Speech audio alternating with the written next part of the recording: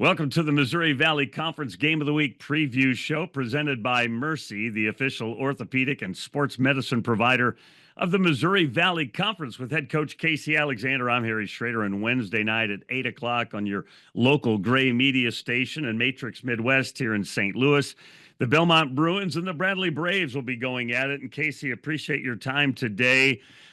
You guys lose Sunday at home, but the whole league has seen a ton of road victories. You guys have been successful on the road as well. What's the key to winning road games inside the Missouri Valley Conference? Yeah, it is difficult and it is abnormal, especially the number that we've had. I think the teams that win on the road, this may make too much sense, are just they're the closest to their true selves when they're playing on the road as they are at home. Everybody's naturally gonna have a little more confidence and loves being at home and all the comforts that go along with that. But when you can take that on the road and just kind of play the way that you naturally play and behave and act the way that you normally do, then you got a better chance for success on the road.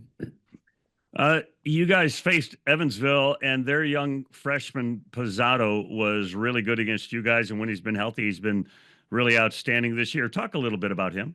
Yeah, unique player, really talented. Obviously, can score all over the floor. Just because has a very mature game to be such a young guy, and the confidence that he plays with really elevates him and gives him a great chance to impact the game. We struggled with both of their guards last night, and really we struggled more on the offensive glass. We gave up 18 offensive rebounds that led to a lot of easy buckets by them, and in the end, that's probably what did us in. Orm goes down late in that game, and he was pretty gimpy walking off. What can you tell us about him? Yeah, nothing yet. He's got a lot of appointments today. I mean, it was. Yeah, I honestly have no idea as to the severity of it. The scary part for him is it's the hip that he missed last season with hip labrum surgery. Our hope is naturally that it's minor and very scary, but I have no idea what the severity is. Yeah, I figured it was hip watching the game, and he was tapping his hip, when I was watching it on television, and that made me nervous as well. Um, we hear a lot at this time of the year. We just have launched into February about senior urgency. And so I want to ask you two questions about that. When is that normally set in at a certain time, number one? And then number two, with so many guys that transfer in and out nowadays, is that really still a thing? Yeah, well, I'll just answer it this way. I haven't thought about that at all. I think there's some urgency that goes Thanks for along making with me it. think my question's stupid. No, go Well, ahead. just like it's very natural at the end of the year that, with standings on the line and first round tournament buys in our case and the Arch Madness on the horizon, things definitely take on a different feel. And we've all been doing this for a while now also. And so I think it's more just kind of the grind of the whole thing and balancing or trying to have balance between the longevity of the season and how hard it can be, but also the freshness of what lies ahead and the excitement that is March Madness.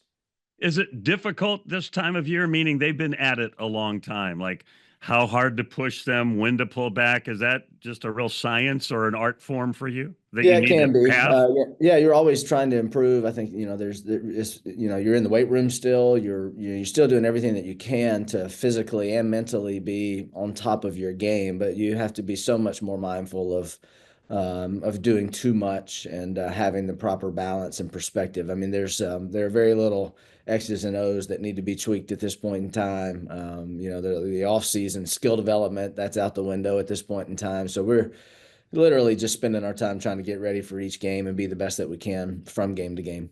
I'm not thinking of any particular player, but is there a time like a guy might go through a shooting slump or that kind of thing? What do you do to help a guy that he has just fallen into a personal rut? Yeah, I mean that happens throughout the course of the year. Some guys get off to bad starts, and then it's inevitable that everybody's going to go through it at some point in time. Some are severe, some are not quite as severe. I think what you're looking at as a coach is you're just looking at shot quality, and that shot quality is going to be different for each player. But generally, a good shooter is going to find his way out if he's taking good shots and giving himself the best chance for it to go in. Confidence is a crazy thing, no matter what sport you're playing, or how good you are at what your craft is. It's a mental battle when things aren't going the way that you would prefer them to go. You guys just got done playing, so I know you haven't done a deep dive necessarily into Bradley yet, but you know Brian and you know his team. Tell us a little bit about how you have to approach a really outstanding Bradley Braves team.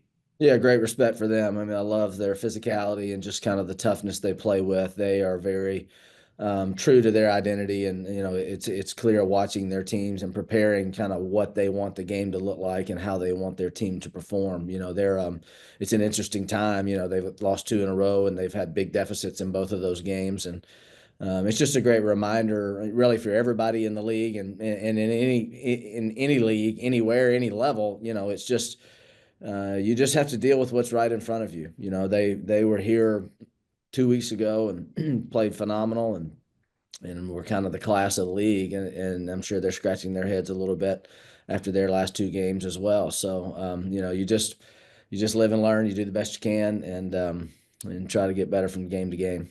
Is that This enough? past Is that enough cliches for you for one moment?